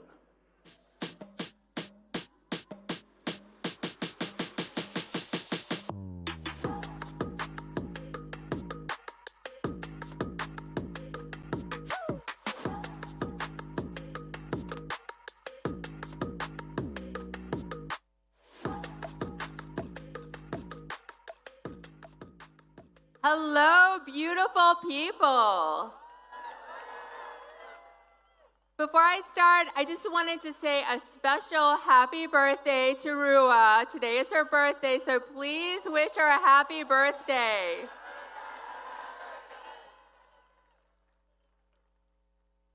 So I am Wendy Strout. I use she, her pronouns, and I am with the Human Rights Campaign.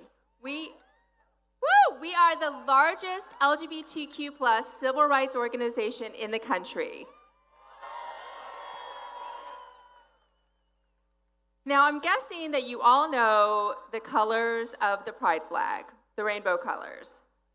I am here to tell you that those colors do not run. And the LGBTQ+ community that flag represents, we don't run either. And we do not bow to wannabe kings. And we will not be forced back into the closet. Trump wants to erase us. He may try and erase our history from his websites or remove our names from battleships. He may try to legislate us out of existence, but he will never succeed.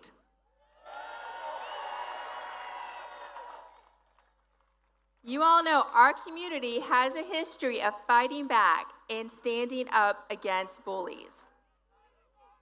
LGBTQ members and our allies continue to fight and stand up for each other. We will continue to fight for our trans siblings' right to exist and live their authentic lives.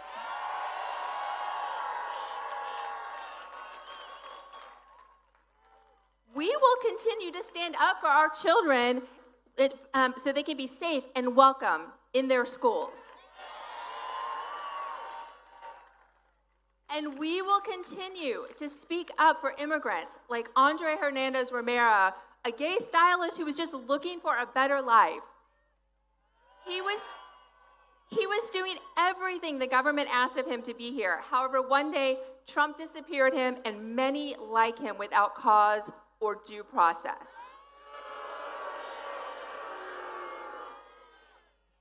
If Trump thinks that he can erase us, then we've got news for him. We will show up for our LGBTQ plus community in court, in the halls of Congress, throughout our local communities, and here in the streets. We are not going anywhere, and despite how he acts, this country does not have a king. So here is my call to you. Call your member of Congress. Now, I don't care if you don't think they're going to listen, just call them anyway. Tell them to do their job and listen to their constituents and do what their constituents need, not what the billionaires need. Make your voice heard. Call them today. Call them tomorrow. Call them every day until they listen to you. Thank you, everyone. And remember, these colors do not run.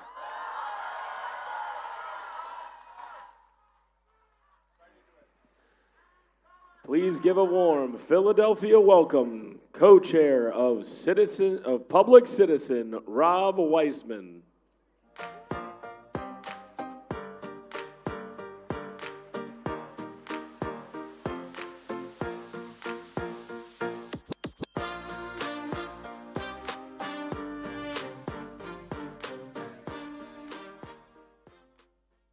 Brothers and sisters and my friends, we congregate here today in the cradle of liberty to reaffirm three founding principles.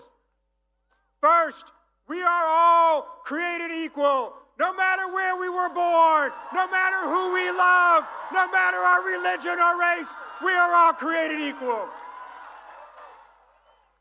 Second, we are all endowed with the right to life, liberty, and the pursuit of happiness. And that means a right to health care, a right to clean air, a right to a decent job, a right to be treated respectfully.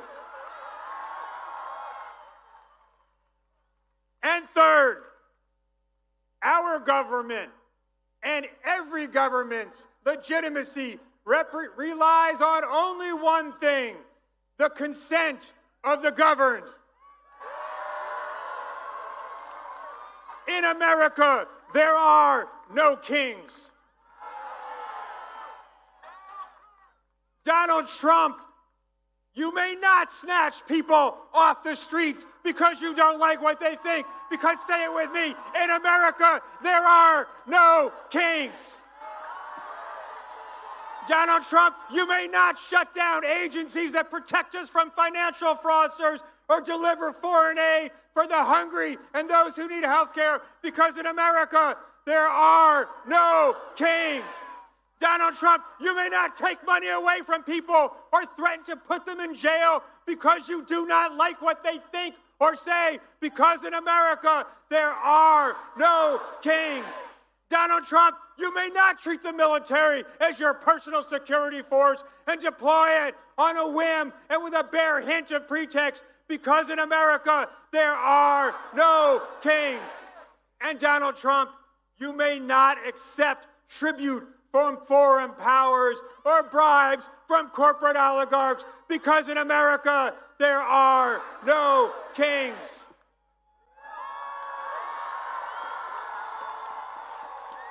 This small-minded man, this petty individual, he thinks he should be a king. He wants to be a monarch, maybe a czar. But let me tell you, my friends, this would-be emperor has no clothes.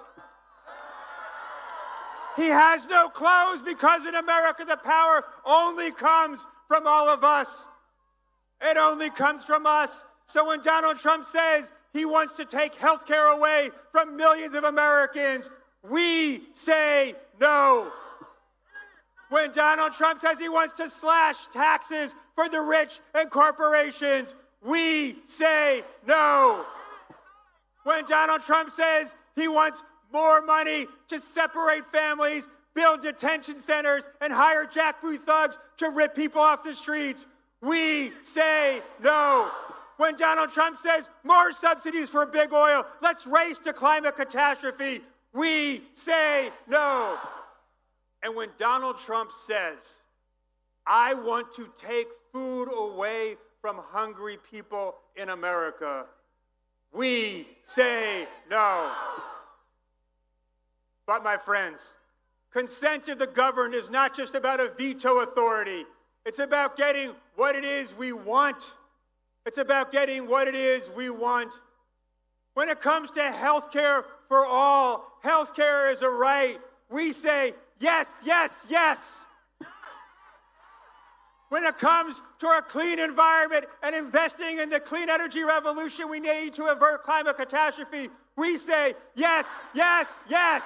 When it comes to a good job for everyone, a living wage, and a right to organize a union, we say yes, yes, yes. When it comes to guaranteeing a good education for every child in America with well-paid teachers who are respected for what they do, we say yes, yes, yes. When it comes to decency and democracy and love and solidarity and justice for all, we say yes, yes, yes.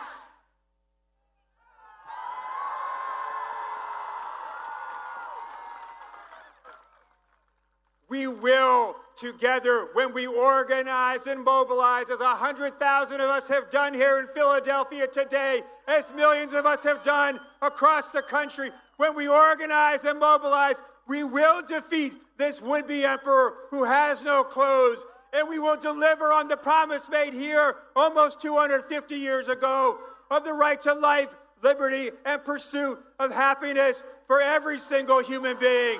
Yes, yes, yes, yes, yes, yes, yes, yes, yes, yes, yes, yes. Thank you.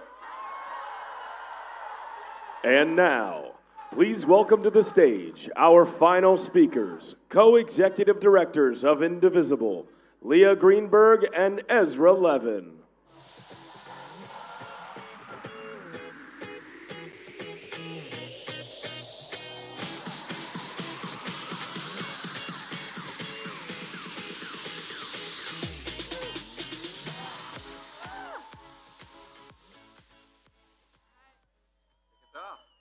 Hello, Philadelphia. I'm Leah. Hey, and I'm Ezra. And we represent a movement of thousands of indivisible groups organizing all over the country to fight for our democracy. Woo! Now, we're all out here today because we are watching Donald Trump dismantle American democracy in real time.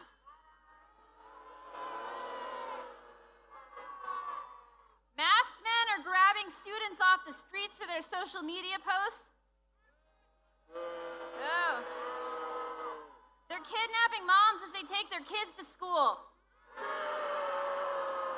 They're disappearing innocent men into foreign torture gulags without a shred of due process. They're terrorizing our communities, our friends, our neighbors. In Los Angeles, they responded to peaceful protests with violent repression, putting U.S.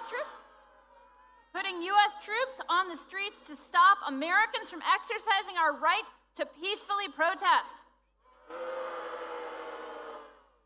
And meanwhile, while he sends the National Guard to California, Donald Trump is sending tanks to D.C. so that he can have the birthday party that he's always wanted.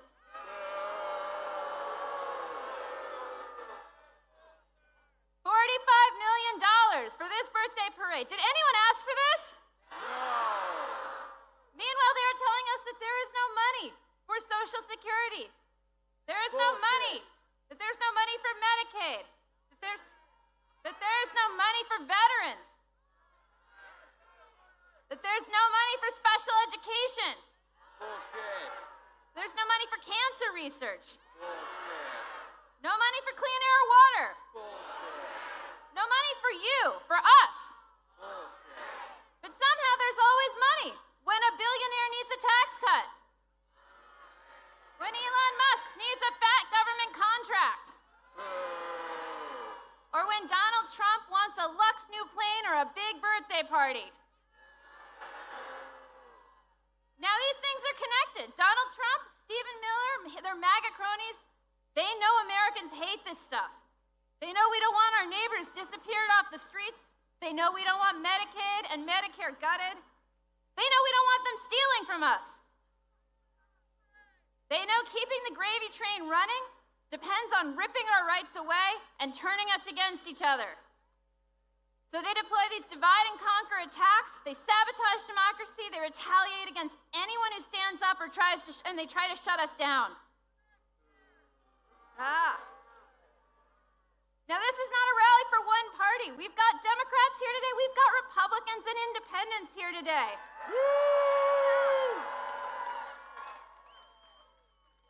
We're looking to the leaders who will fight for us, because even today there are folks among the Democratic Party who think we should roll over and play dead. Anyone seen John Fetterman here today?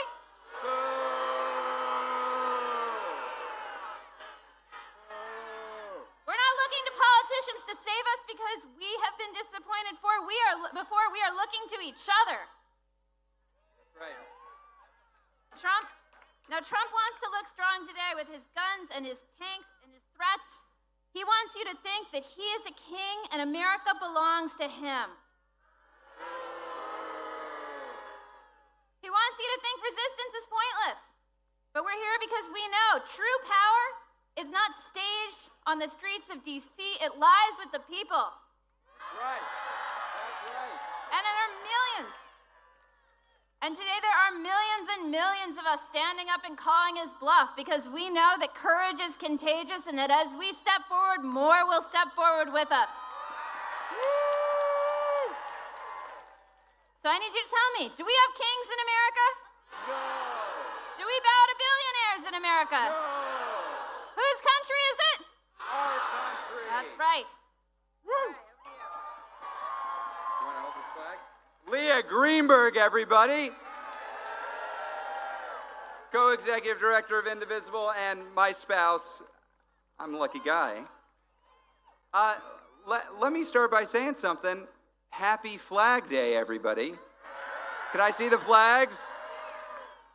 I want to tell you a story. 250 years ago, today, a ragtag army came together to beat back a mad king. And they had to ask themselves one simple question.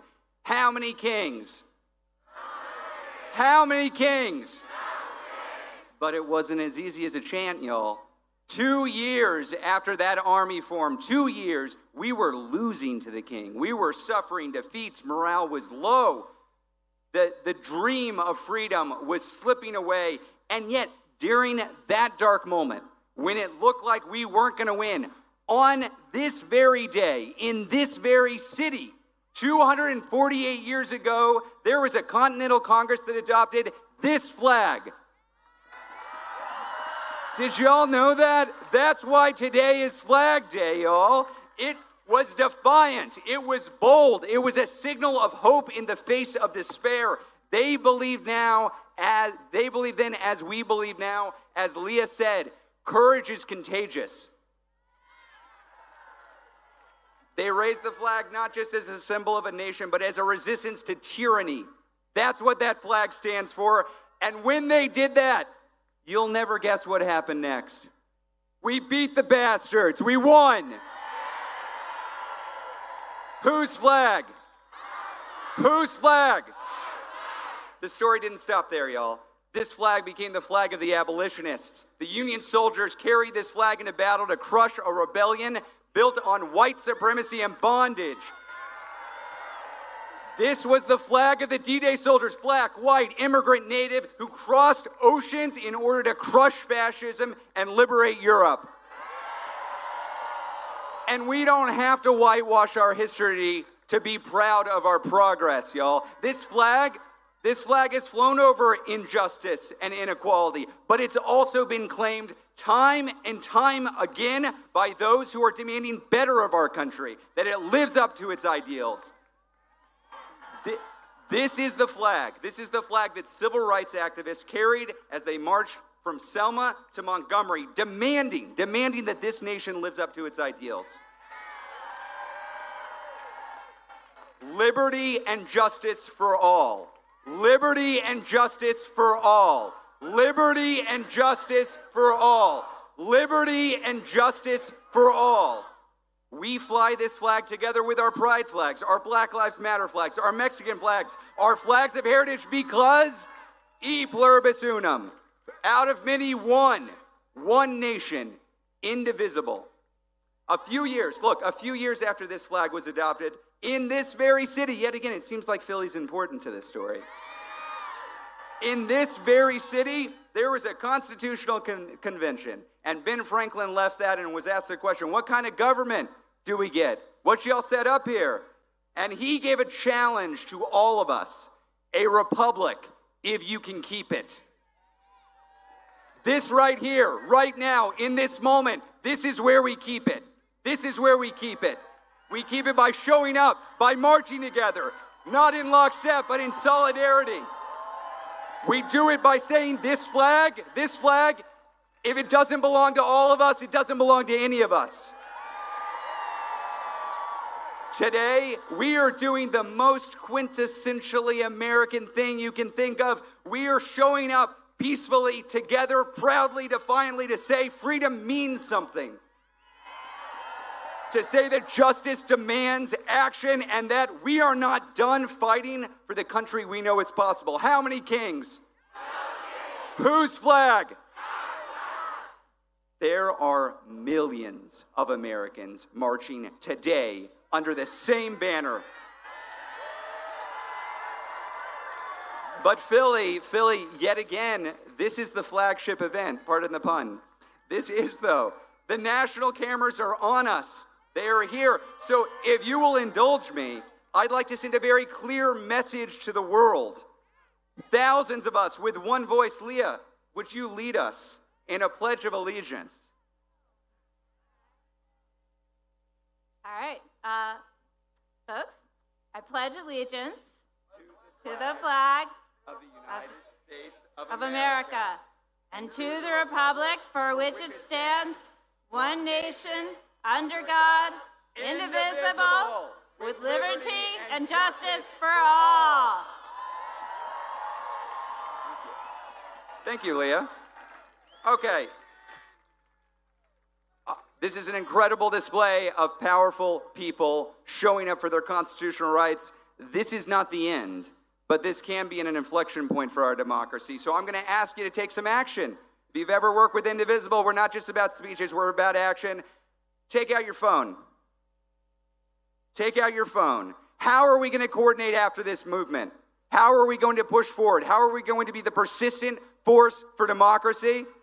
We're going to text No Kings, NOKINGS, to the number 59798. No Kings, 59798.